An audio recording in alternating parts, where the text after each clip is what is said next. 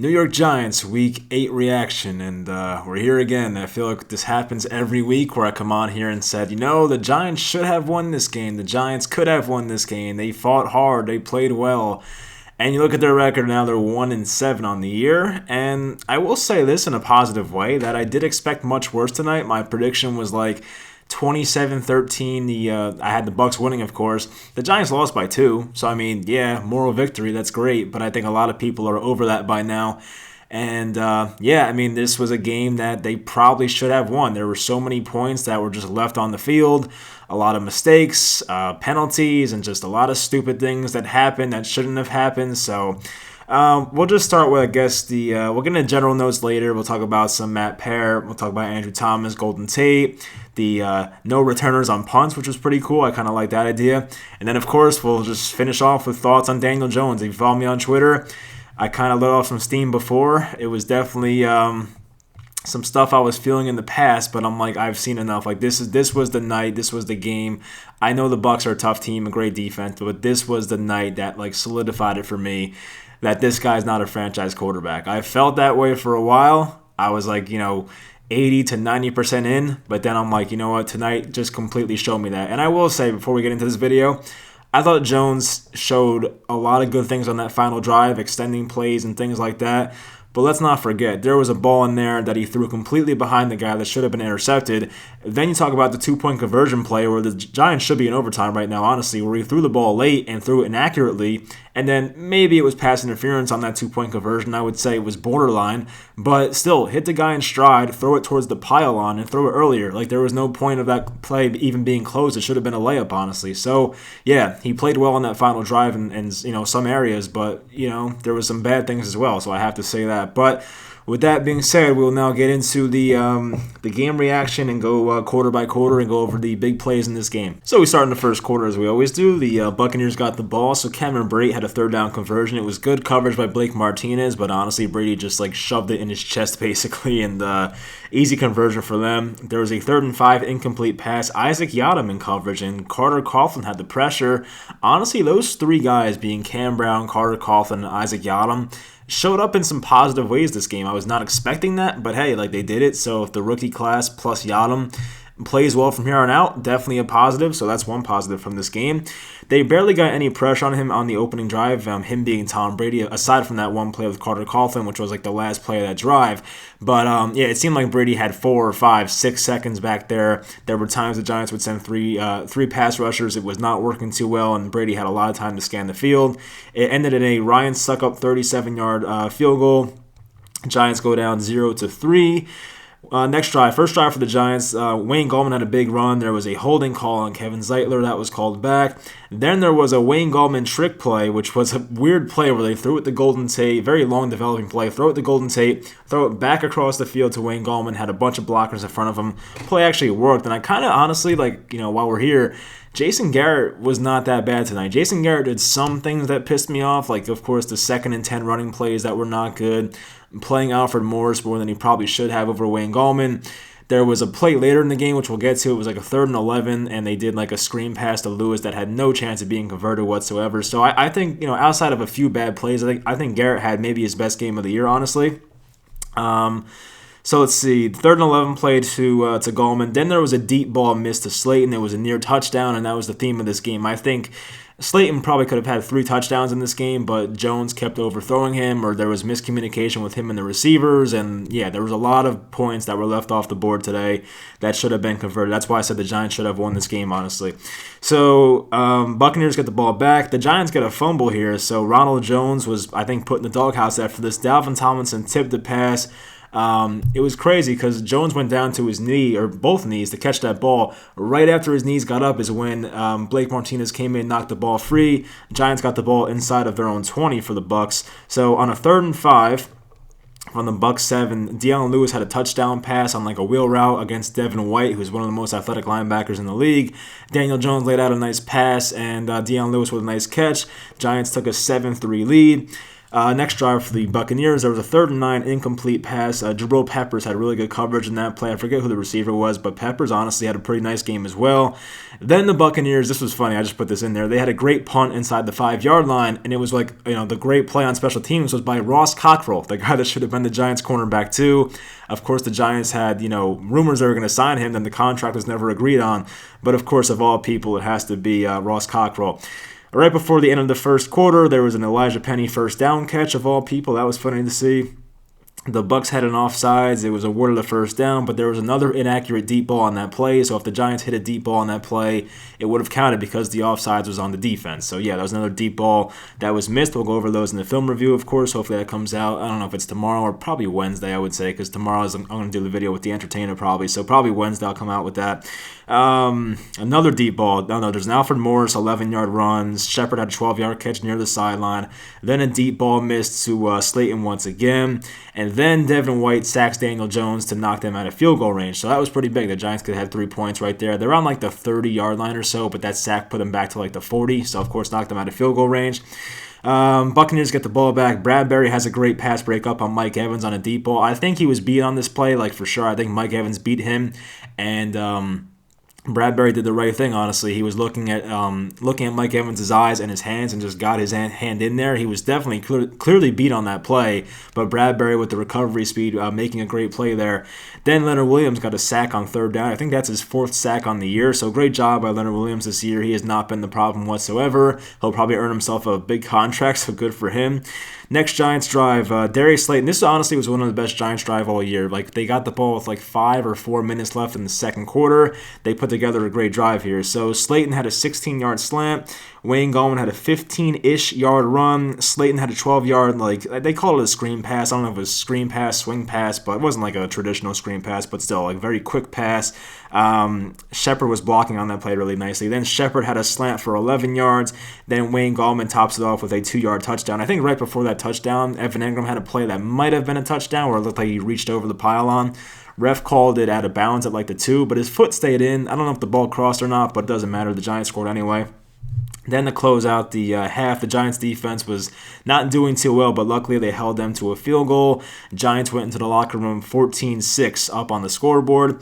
Into the third quarter, Dion Lewis opens it up with a kick return to their own 44-yard line. Nice job there.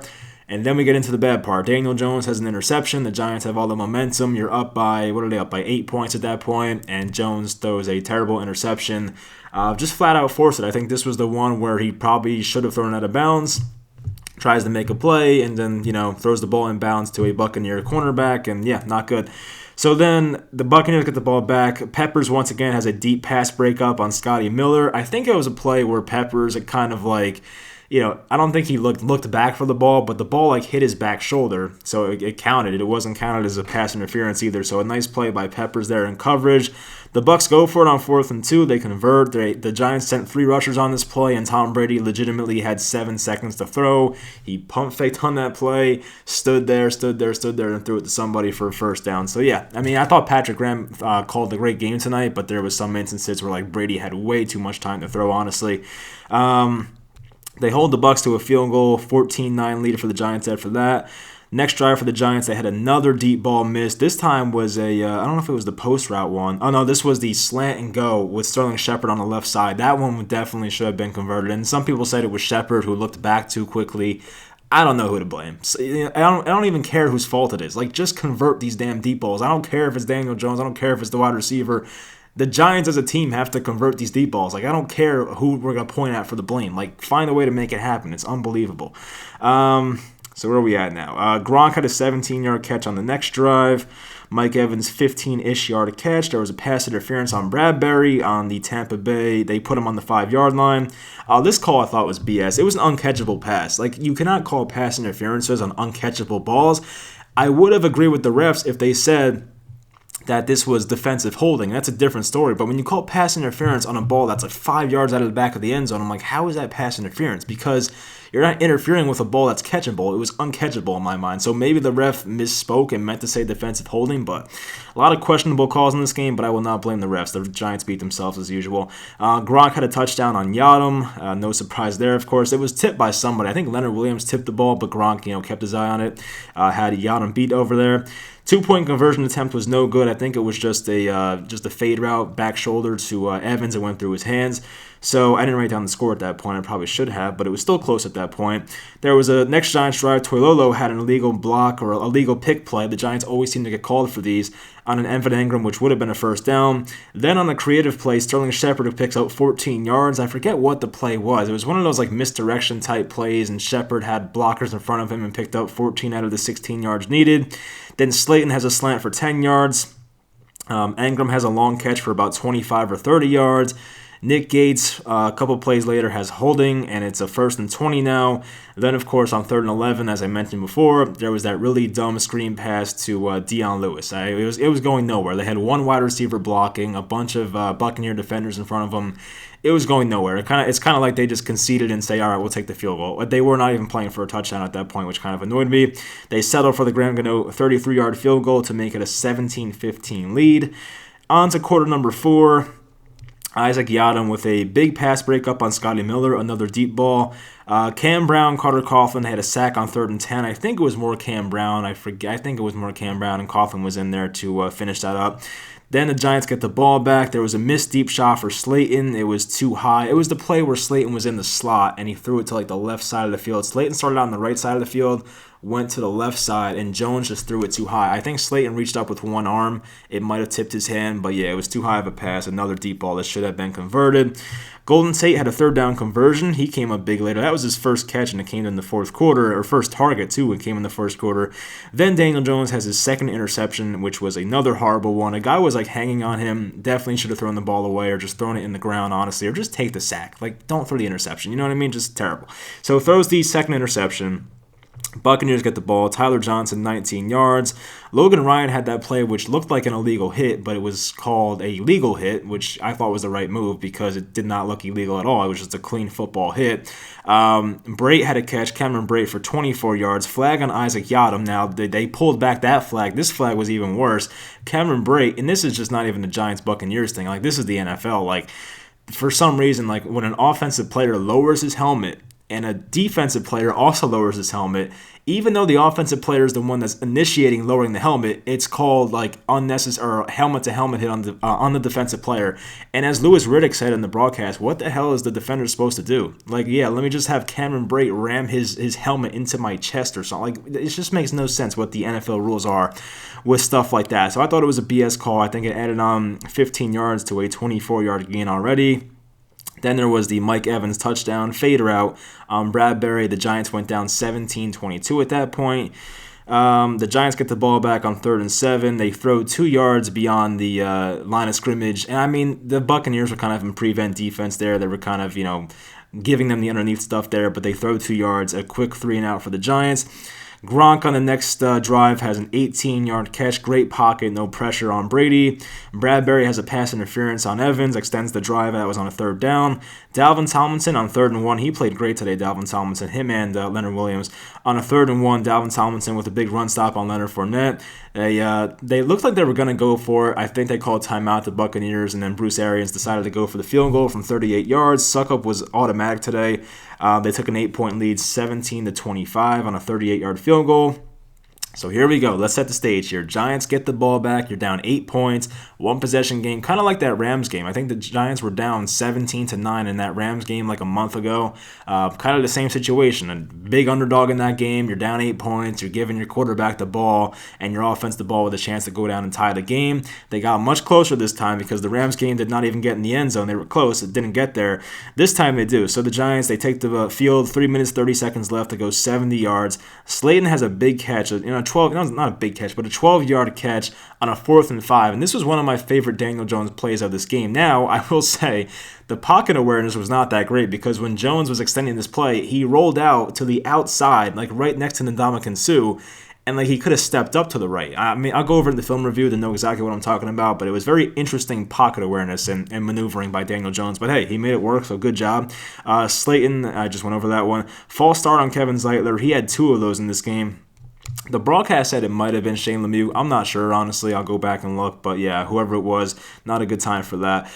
Jones had a 15-yard run. I think they gave him a first down on that one, rolling to his right. He beat, I think it was Vernon Golston. I think it was to the edge. A good job by Jones there to use his legs. Shepard had a big play for about 20 yards or so. Then there was the Golden Tate touchdown. It was a great throw, great catch, great hands by Tate to make it 23-25. And as a Giants fan, it's a very realistic one. I was like trying not to get too excited about this because I'm like, we know this is going to end. Like, they're not going to convert this 2-point conversion. So then they run the play, and it's just like, basically they're going to go for Dion Lewis. They're going to get Jones on the move going to his right. Wide receiver, I think on the outside, may have set like a mini type of screen or something, a mini pick play, I should say. I don't even know what it was, honestly. But Dion Lewis was open, and Jones threw it late into his wrong shoulder. But they did call pass interference. It looked to be pass interference, at least from the refs first calling it on Antoine Winfield Jr.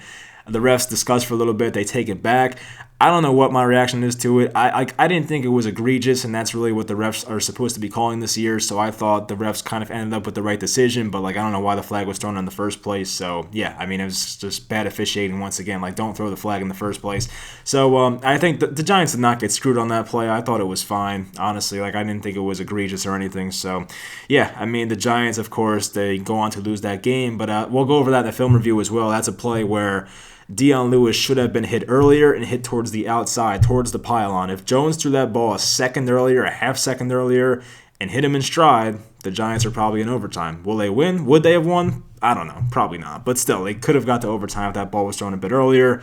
But it is what it is. So, with that being said, we'll now get into some of the general notes. So we saw some Matt Peart at right tackle, which was I don't know if it's Matt Peart or Pert. The broadcast said Pert. I thought it was Peart. I thought it was Pert at first. Then people said Peart, and they were confident about it. But now they're saying Pert. I don't know. I'm going to go with Peart because that's what I've been saying. But he was at right tackle a good amount in this game. I honestly think him and Cam Fleming. Cam Fleming played a lot in the fourth quarter.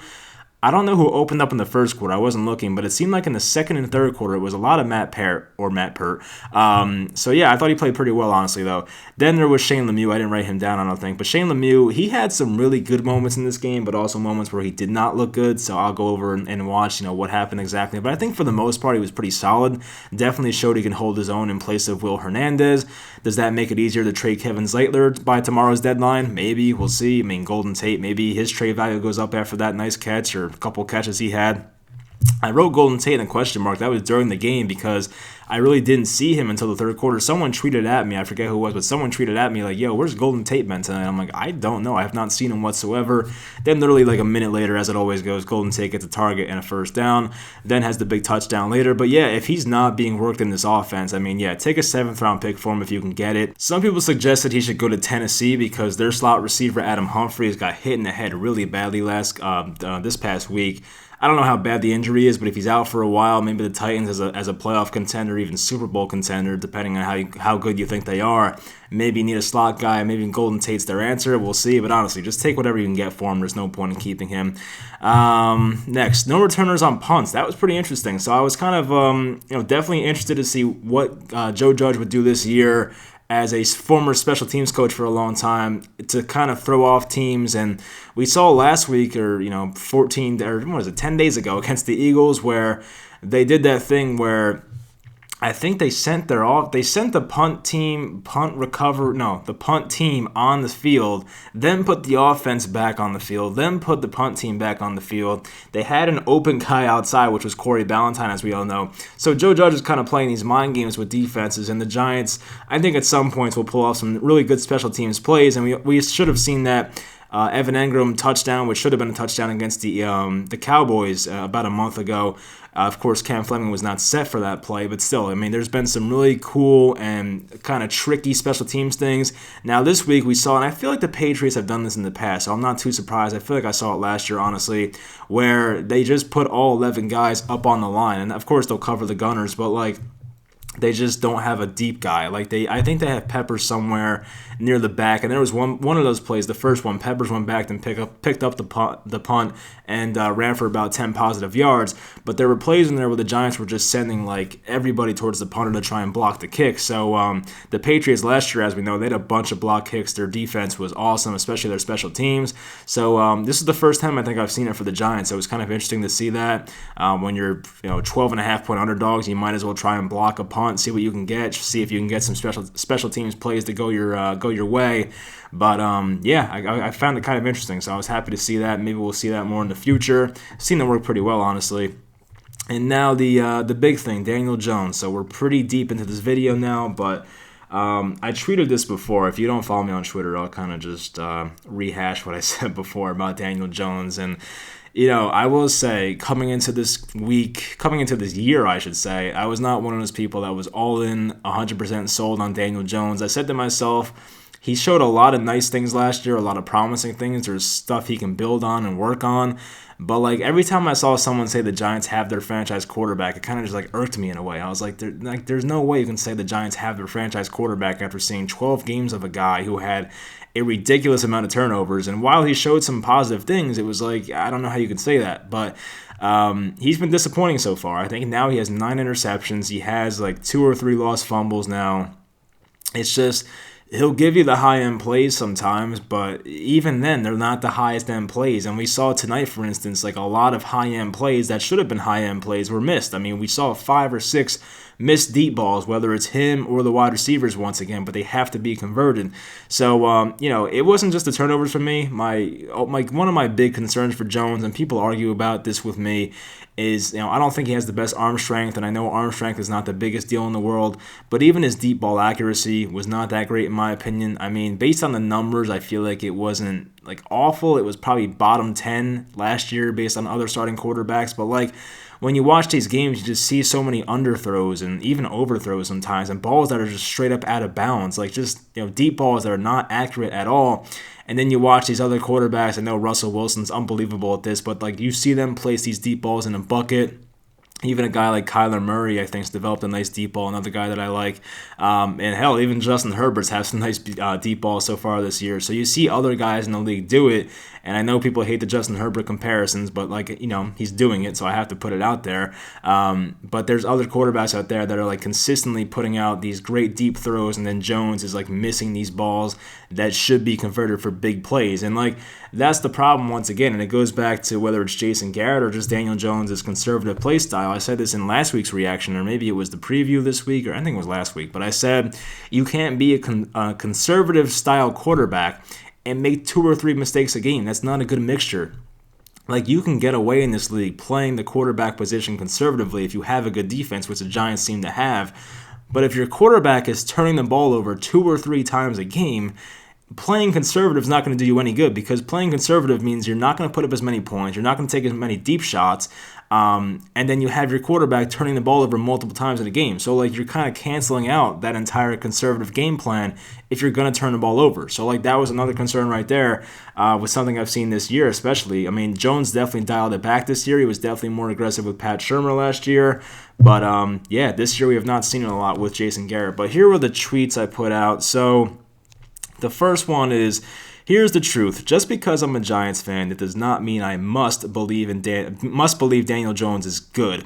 I watch these games objectively, and I'm realistic about it. I can and will root for any player in Giants blue. However, I'm not obligated to think all their players are great. I think that's very fair. Then I have people, next week goes, I'm tired of the, Mike, we get it. You hate Daniel Jones. Go root for another team instead. I get those sometimes because people think I'm just a hater and I don't like Daniel Jones. And I've said I want him to succeed because that would be the best case scenario for the Giants. If the Giants have to go out and draft another quarterback this year, I mean, just think of how ridiculous that is. 2 quarterbacks in 3 drafts. That's not good for the organization. I don't have anything against. This is just like Gettleman. I don't have anything against Gettleman or Daniel Jones. I wanted them both to succeed, but I come on this channel to give my objective opinions. I'm not going to be right all the time. I get it, but when I see stuff and I watch it as just a fan and just a person that watches a lot of other football, I'm I don't know if this guy has it. And we're kind of seeing it. I still think he has time to turn it around, but I feel like after tonight, a lot of people are turning on him. So I finished the tweet by saying, reality is, dude played like ass tonight, whether it was him missing deep balls or leaving points on the field, or the ridiculous pair of interceptions, which is not new. Not a franchise quarterback to me, sorry. So yeah, that's how I ended it. And then I had another tweet saying, you know what they say about always go with your gut instinct or even gut feeling, some people say?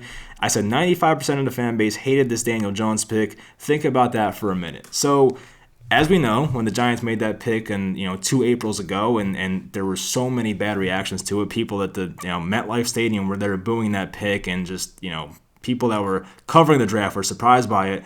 Usually, your gut instinct is right, and look, I can't say that for everybody because I kind of feel like it was a herd mentality with Daniel Jones. Like, there were some people that stood out from the rest and said, I like this Daniel Jones pick, let's give him time. But I would say 90 to 95% of the fan base and just general NFL followers and fans did not like the pick whatsoever. And usually, we like to think that NFL teams know more than us, which I really hope is the truth because that would not be good. But usually we think like, when 90% of people are on the same page, it's usually like those 90% of people are right. And Gettleman's been the type of guy that kind of like goes against like what other people think is the right decision, if that makes sense. And he definitely took a shot in the dark with Daniel Jones and kind of just put his nuts on the table, honestly, and said, yeah, this is my quarterback. I know it's probably not the right pick. It's not the greatest value in most people's minds, but hey, like, this is my guy. I'm going to take him, and he's going to be the franchise quarterback for the Giants. So when 90 to 95% of the fan base and just NFL fans think it's the wrong pick, what does that tell you? I mean, like, obviously he's not done for just because of people's opinions, but like, as I was going to get to before, I feel like a lot of people that hated on the Jones pick didn't even watch him play in college. Now, when I was still making YouTube videos, of course, at that point, I watched a lot because like I made like highlight videos of like, every NFL style throw. I made one for Drew Lock, Dwayne Haskins, not Kyler Murray. Did I make one? I don't know. Haskins, Locke, and Jones, and maybe someone else. Maybe Will Grier was in there as well, who I thought was kind of good, but Will Grier is terrible. But anyway, I made videos for those guys, so I watched like a lot of games of them, just watching every single throw. And like, I came away from that saying, okay, I think Kyler Murray's like at this elite level. He's like my number one guy for sure, but we have no chance in him because he's going first overall. Then for me, I liked Drew Lock second because of the upside. Then I was like, Dwayne Haskins is okay. We'll put him third. And then I was like, Daniel Jones is probably fourth for me. But then to see the Giants take him as a second quarterback off the board, to me, it felt like a reach. And I never thought the guy had a high ceiling, which is, I said that quote on draft night. I'm a big ceiling guy. I want my quarterbacks to have high ceilings, which is why I'm in love with Trey Lance right now, the North Dakota State guy that's supposed to go in the draft this year. He has an incredibly high ceiling. Does he have some things to work on? For sure, but has an incredibly high ceiling. Awesome arm, can make plays with his feet and just throw on the run. Like, he's an awesome guy. If he gets it to go, if he goes to the right team and just gets it all together, he has top 5 quarterback potential. But for Daniel Jones, I never saw top 5 quarterback potential. Hell, I didn't even see top 10 quarterback potential. I saw middle of the league, like average quarterback potential, like the next Kirk Cousins, the next Alex Smith on Kansas City. Like, that's the next, type of comparison I was seeing with Daniel Jones. I said to myself, if you put Jones in the right system with the right team, with the the right guys around him, then maybe they find a way to make this guy a serviceable NFL quarterback. But the thought of Daniel Jones ever being a star quarterback never even crossed my mind. Even last year when he was playing well, I was like, maybe they find a way to make this guy a serviceable quarterback, but I never thought he'd be like a top 10, top 5 guy. He just does not have that upside for it. You could think I'm crazy, but I just don't see enough with his arm strength, with his accuracy, his consistency, his turnovers. There's too much of that. Like, to me, I'm just being honest from my personal opinion. So, yeah, I mean, I feel like a lot of people were not fair because they just didn't watch him at Duke. But for me, I can say I did. And I'm sure a lot of other like diehard fans and people that love the NFL draft did as well. And yeah, the Giants reached 6th overall. And now it's kind of looking like, I don't want to say it's a flat-out mistake yet. I still want to watch Jones finish out these last, how many games are there? 8 games left now or something like that. But yeah, 8 games left. I want to see him finish out these games to like have a full conclusion on him. But as I said earlier, I'm kind of out on him. I've seen enough. I don't think he's the guy. If Jones is the franchise quarterback, awesome. I kind of hope the Giants find their guy because, as I said, it would benefit them greatly. And as a fan, I want the team to do well. But, if I'm being honest, I just don't think he's the guy. I'm just going to, straight up say it. So I might get some hate for that. I feel like some people are kind of realizing it now. But, I didn't want to be right about it, just like Gettleman. I didn't want to be right about it, but You know, I'm not going to just lie to you guys and be like, oh, everything the Giants do is great. Like, no, I'm going to say it how I think it is. So, yeah, I mean, this has been going on for a while here, but I think we're like a half hour in or something like that. But I appreciate you guys watching if you made it all this way. I'm sure we'll have some very interesting comments here about this team. As I mentioned in the video yesterday, I think the Giants play Washington and Philadelphia. I forget what the order is. Let me check real quick because I'm going to hate myself if I get this one wrong. But they play a certain order of teams next week, or next 2 weeks, I'll say. But they have winnable games the next 2 weeks, so at least they have that going for them.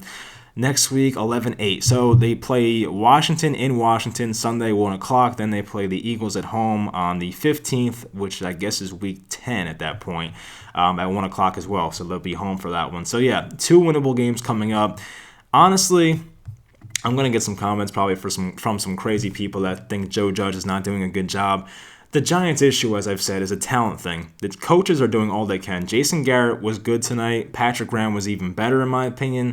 The 3 pass rushers didn't work out too well sometimes. And yes, Jason Garrett had a couple mess-ups in there. And Joe Judge, I thought, did pretty well tonight. But it's not a coaching thing. It comes down to the Giants are not as talented as these other teams. The Giants cannot afford to make mistakes, and execution is a big thing as well. The Giants, talent-wise, are nowhere near the Buccaneers. The Giants have to play a somewhat perfect game, or even close to a perfect game, to win a game against Tampa. Now, they were close tonight to getting to overtime and winning that game. I think the Giants should have won this game tonight. I think we can agree on that. But the Giants are a team, based on their lack of talent compared to other elite teams and even good teams, have to play a perfect game. They did not play a perfect game tonight. I think we all can admit that. They left a lot of points on the field, as I said, a lot of points off the board. The Giants realistically should have scored at least 30 points in this game. If you give Slayton one of the deep passes, you give Shepard that sluggo or slant and go route, give a touchdown on that play. I mean, yeah, the Giants easily put up 30 points and probably more in this game. So it would have been great, but it comes down to the lack of execution. I don't want to hear people blame Joe Judge. Now, as I said, you can root for this team however you want. You can blame Joe Judge. I just don't think it's the right thing to do. I would not lose confidence in him yet. I don't think it's his fault. I think it's the man upstairs, being Gettleman, not putting enough talent on the field. And you even have to blame the players for not executing the right way. I mean, there's been times we've seen this year of guys not executing. We've seen Evan Engram was a prime example last week of basically having 2 turnovers, the popped-up interception, the dropped ball that could have won the game. And, of course, Gettleman's 6th overall pick, Daniel Jones, not executing in similar situations with the game on the line. So it comes down to a lot of player execution. I feel like you can blame Jason Garrett for a lot of stuff the first month and a half of the year, but the Giants' offense the last couple weeks at least has now looked decent and a lot better. So, I can't completely blame Jason Garrett for the Giants not doing well. A lot of it is execution and the lack of talent. So you can agree with me, disagree with me, but I would not blame the coaches completely, and especially Joe Judge. I think Joe Judge is the right head coach. He's a good head coach, I think. Well, trending towards a good head coach, but I think right now the Giants look like they have their guy, and hopefully once he gets the talent, he can prove it and get some winning seasons here and eventually make the playoffs. But once again, leave in the comments how you feel. I probably won't see many positive ones, but I'll read them and hopefully get a good laugh out of them. But if you made it this way, all this way, I appreciate you watching, and I will talk to you guys next time.